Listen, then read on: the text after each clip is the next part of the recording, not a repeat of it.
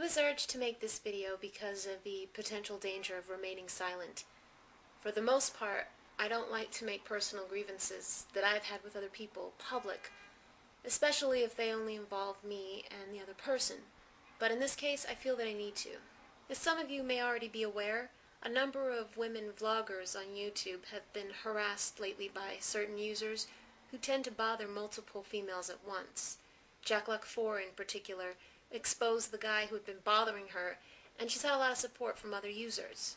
Many of that guy's sock accounts have since been closed, but he's still around, and a lot of people are keeping an eye on him. It's not so easy to dismiss people if they keep bothering you. You can keep blocking the person's accounts and wait until they lose interest in you and move on. But what if they don't? Do people have a right to harass other people on YouTube or any other forum? And what should YouTube do about it? We all are quite aware of the lackluster customer service that YouTube provides. So would YouTube be liable for death or injury if one user harms another user after consistent harassment? For instance, can the company be legally held responsible for the death of Asia McGowan when Anthony Powell, Tony48219, murdered her after bothering her on and offline for quite some time prior to the shooting? I think it's something worth looking into. Now, about a week ago, Linny, aka Defender of Reason, sent me a message warning me about a user who goes by several accounts: allymetoo, aishasgoat, cavenewz, and probably a few others. He had been sending her threatening messages and following her around on YouTube. She blocked him, but she wanted to give me a heads up because he had mentioned me in some of the messages he had sent to her.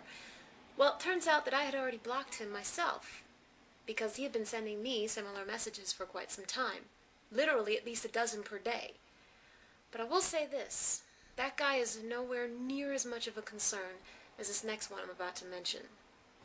therhymewizard99 has been fixated on me for months, practically since I started uploading videos. He started out just sending messages occasionally, but I never responded because he believes in pretty wacky things, like the Matrix is real and the world is a hologram or something crazy like that.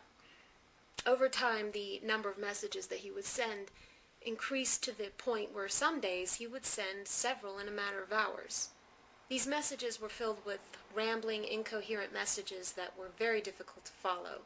The basic gist of these messages is that he was expressing an infatuation with me, which seemed harmless at first. But he has gone past simple infatuation and crossed over into full-blown obsession, and it has to stop. I began to become very disturbed when he sent me this message on August 18th, in which he said, "I wish I could come up with something to get your hand in marriage like your sister, LOL." When I received this, I realized that I was dealing with someone who was completely delusional. Marriage? Again, let me remind you, at this point I had not answered any of his messages. This is stalker mentality. Now, I'm only 28 years old, but I remember when Robert Bardo murdered Rebecca Schaefer, the actress. He had been obsessed with her for years, and had convinced himself that they knew each other and were in some kind of a relationship. But when he encountered her in real life, and she expressed repulsion at his behavior, he killed her. So you can call this an overreaction, but to me, I don't take these things lightly. Now, a few days later, Rhymewizard uploaded a video entitled "I Call Dibs," which was directed to Richard Coughlin. He has since deleted this video, but in it he said that if it did not work out between Richard and myself, then he was calling dibs on me next. Now, to me, this was crossing the line, and I sent him this message. "I thought that never responding to your PMs would eventually make you get the hint, but obviously I was wrong. So I see that I'm going to have to be completely blunt. You creep me out. I don't know you, and I don't want to know you. I never would and never will be remotely interested in you. And how dare you call dibs on me? I am a person, not a thing. No one can claim me. And now that you have made a video, Richard is well within his right to publicly humiliate you in front of his 14,000 subscribers. And quite frankly, I have no sympathy for you if he does. Leave me alone." In the next message, he said he would leave me alone, but he couldn't even keep that promise for the rest of the day. Rhymewizard continued to send me bizarre messages, including one in which he openly fantasized about making Richard a video in which he details how I actually like him and how I'm only making Richard think that I don't. This was basically the final straw, and I blocked his rhymewizard99 account. And almost immediately afterwards, he started messaging me from another account, jedirhyme. Blocked that one too. Then again from Shawn99M. Blocked that one too. Then thenewrhymewizard. Blocked that one. And then earlier today, he uploaded on his thenewrhymewizard account, again insisting that he is still infatuated with me, but this time making references to my having missed my flight to New Jersey last Saturday and concluding that I had done so on purpose. And not only that, but as I was preparing to make this video, right now, he opened yet another account, ominously called gonnagetbydoinbetter, and messaged me again, asking that I do not block him, which I did.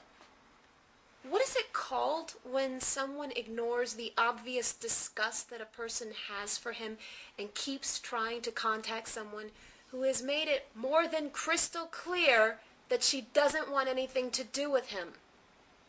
As I said in the beginning of this video, I don't like making personal grievances public when they only involve me and one other person, but I was reminded of the potential danger in not speaking up.